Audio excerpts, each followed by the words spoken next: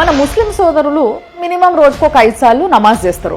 5 సార్లు into 365 days వేసుకుంటే 1825 times loud speaker అజాన్ గురించి ఈ మధ్యకాలంలో చర్చలు వడివిడిగానే జరుగుతున్నాయి. మస్జిద్లలో రోజుకు 5 సార్లు ఇచ్చేటువంటి ఈ అజాన్ అసలు కేవలం అరుపులేనా? దీని వెనకాల ఏదైనా ఒక గొప్ప సందేశం ఉందా అనేది చూడవలసి ఉంది. ఒకవైపున ఎందరో అజాన్ వల్ల దాని అర్థం తెలియని కారణంగా మాకు అసౌకర్యం కలుగుతుంది అని అనుకుంటే, లేదు అజాన్ మా హృదయాలకు సంతృప్తిని కలిగజేస్తుంది, మాకు దాని అర్థం ఏమిటో తెలియదు, మేము ముస్లింలము కూడా కాదు, కానీ అజాన్ మా హృదయాలకు సంతృప్తిని కలిగజేసేటువంటి ఒక సాధనంగా చాలా కాలంగా మేము గమనిస్తున్నాము అని చెప్పేవాళ్ళు మరెందరూ. అయితే ఈరోజు మనం అసలు ఈ అజాన్ అంటే ఏమిటి, ఇవి కేవలం అరుపులేనా, లేక దీని వెనకాల ఏదైనా ఒక అద్భుతమైనటువంటి పిలుపు ఉందా అనేది తెలుసుకునేందుకు ప్రయత్నం చేద్దాం. మహాశైలరా, అజాన్ అనేది ఒక అరబిక్ పదము. ఈ పదానికి అర్థము ఆహ్వానము లేక ప్రకటన, పిలుపు అని అర్థం. ఈ పిలుపు ఎవరికి, ఎవరి వైపునకు అని అంటే, ఈ సకల చరాచర సృష్టిని సృజించినటువంటి ఆ జగన్నియామకుని వైపునకు మనిషిని పిలుస్తున్నటువంటి పిలుపు అది. ఈ పిలుపులో మొట్టమొదటిసారిగా అల్లాహు అక్బర్ అని 4 సార్లు చెప్పడం జరుగుతుంది. అల్లాహు అక్బర్ అంటే దేవుడు మహత్తరుడు అని దాని అర్థం, దేవుడు మహా గొప్పవాడు అని దాని అర్థం. మనవుడా, నీవు అనుకుంటున్నావేమో నీ అధికారం గొప్పదని, నీ కుర్సీ గొప్పదని, నీ వద్ద ఉన్న ధనం గొప్పదని, నీ వంశం గొప్పదని. కాదు, ఇవన్నీ కూడా అశాశ్వతము. శాశ్వతమైన వాడు ఒకే ఒక్కడు, ఆయన గొప్పవాడు, అల్లాహు అక్బర్. ఆ గొప్ప దైవం ఒక్కడున్నాడు, ఆయనే మహత్తరుడయ్యా అని చెప్పడమే మనిషిని ఆ దైవం వైపునకు పిలుస్తూ ఆ దైవాన్ని జ్ఞాపకం చేయడమే అజాన్ యొక్క మొదటి పదాల యొక్క అర్థం. నిజమా? అవును, ఇదే దాని అర్థం. ఆ తర్వాత రెండవది అష్హదు అల్లా ఇలాహ ఇల్లల్లాహ్ అని చెప్పడం జరుగుతుంది. ఇది నిజానికి ఋగ్వేదము మరియు ఉపనిషత్తుల యొక్క సారమే.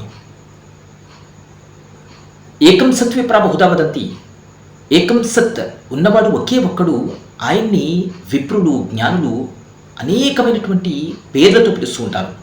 ఆయనకు అనేక పేర్లు ఉన్నాయి కానీ అనేక రూపాలు లేక ఆయన అనేక దేవుళ్ళు కాదు. ఏకం సత్ ఉన్నవాడైతే ఒక్కడే అని వేదం ఏ సాక్ష్యం ఇస్తుందో, సరిగ్గా ఆ పదాన్ని అరబీకరణ చేసి దాన్ని ప్రజల ముందు ఉంచడం జరుగుతుంది. నేను సాక్ష్యమిస్తున్నాను, అష్హదు, నేను సాక్ష్యమిస్తున్నాను, అల్లా ఇలాహ ఇల్లల్లాహ్, ఆ సకల జగతిని సృజించిన ఆ సర్వేశ్వరుడైన అల్లాహ్ దైవము తప్ప మరొకడు లేడని, మరొకడు పూజ్యుడు కాదని. అంటే ఆ సర్వేశ్వరుడు జగన్నియామకుడు ఒకే ఒక్కడు ఉన్నాడు, ఆయన తప్ప మరొకడు లేడని నేను సాక్ష్యమిస్తున్నాను అని చెప్పడం. నిజానికి ఒకసారి ప్రతి వ్యక్తి తన అంతరాత్మను తరచి చూస్తే, అడిగి చూస్తే దేవుళ్ళు ఎంతమంది అన్నప్పుడు మనిషి అంతరాత్మ అంటుంది, భగవంతుడైతే ఒక్కడేనండి అని. ఎగ్జాక్ట్లీ అవే పదాలు అరబిక్లో అష్హదు అల్లా ఇలాహ ఇల్లల్లాహ్ అని చెప్పడం జరిగింది.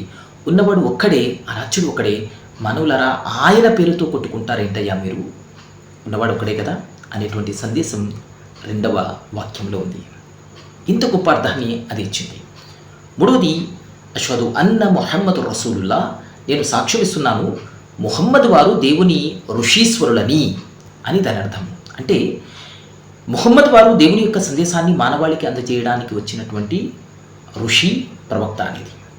ఆయన కంటే ముందు వచ్చినటువంటి సకల ఋషీశ్వరులను మీరు గౌరవించాలి అనే సందేశం అందులో దాగి ఉంది. అందుకే ప్రతి ముస్లిం ఆయన కంటే ముందు వచ్చినటువంటి యేసు, ఈసాను గౌరవిస్తారు, అలాగే ఇబ్రాహీంను గౌరవిస్తారు, నూహ్ మనూహ్ను గౌరవిస్తారు, శ్రీకృష్ణుని గౌరవిస్తారు, బుద్ధుని గౌరవిస్తారు. ఇలా ఎవరైతే మహనీయులు ఉన్నారో ఎవరైతే దైవ ప్రవక్తలని స్పష్టంగా తెలుసో, ఎవరైతే దైవ ప్రవక్తలని స్పష్టంగా తెలియదో వారందరినీ కూడా వేస్తారు. ఎందుకంటే వారు కూడా దైవ ప్రవక్తలు అయ్యి ఉండవచ్చు. కాబట్టి వారు కూడా గౌరవానికి సంపూర్ణమైనటువంటి అర్హులు అనేటువంటి భావనను ఒక ముస్లిం కలిగి ఉంటాడు. ఈ విధంగా సకల మహనీయుల పట్ల గౌరవ భావనను పెంపొందించేటువంటి వాక్యమే అష్హదు అన్న ముహమ్మదు రసూలుల్లా, ఈయన దేవుని యొక్క ప్రవక్తల్లో ఒకరు, ఈయన కంటే ముందు కూడా అనేక మంది ప్రవక్తలు వచ్చారు అనేటువంటి భావనతో నిబిడీకృతమైన ఉన్నటువంటి సందేశమే ఆ సందేశం.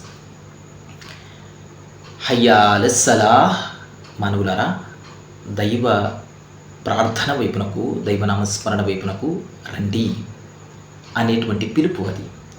ఒక విధంగా చెప్పాలంటే భౌతిక ప్రపంచపు మాయలో పడిపోయి ఉన్నటువంటి మనిషిని మానవుడా ఆగు, హయ్యాలస్సలాహ్, రా దైవనామస్మరణ వైపునకు, నీ ఆత్మను ఆ పరమాత్మతో ధ్యానంలో కలిపివేయి. ఈ ప్రపంచం యొక్క మత్తుని ఒక్కసారి విడి ఆయన స్మరణలో మునిగిపో అని పిలవడమే హయ్యాలస్సలాహ్. ఆ తర్వాత అనడం జరుగుతుంది హయ్యా అలల్ ఫలాహ్, మానవుడా ఇందులోనే నీ సాఫల్యం ఉంది, విజయం ఇందులోనే ఉంది, ఆధ్యాత్మిక భావంలోనే ఉంది. కాబట్టి ప్రపంచం యొక్క మత్తుని విడి ఆయన స్మరణలోకి వచ్చేయి, ఇందులోనే సాఫల్యం ఉంది అని చెప్పడం జరుగుతుంది. ఆ తర్వాత మరలా జ్ఞాపకం చేయడం జరుగుతుంది, అల్లాహు అక్బర్, దేవుడే గొప్పవాడు అని ఎప్పుడైతే పిలుస్తారో రాజు, ప్రజ, మంత్రి, ధనిక, బీద అనేటువంటి భేదభావం లేకుండా మానవులందరూ చక్కగా శౌచాన్ని పాటిస్తూ, పరిశుభ్రతను పాటిస్తూ, కాళ్ళు, చేతులు, ముఖము కడిగి దేవుని సమక్షంలో మేమంతా దాసులమే అనేటువంటి భావనతో సమానత్వపు సంకేతాన్ని ఇస్తూ ఒకరి పక్కన ఒకరు నిలబడి దైవాన్ని పొగుడుతూ అల్లాహు అక్బర్, దేవుడు గొప్పవాడు అని అంటూ సాష్టాంగ పడిపోతారు.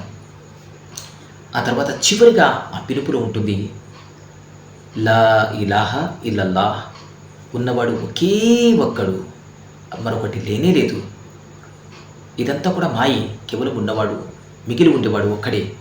కాబట్టి మానవులరా ఆయన్ని స్మరించండి అనేటువంటి పిలుపే అజాన్.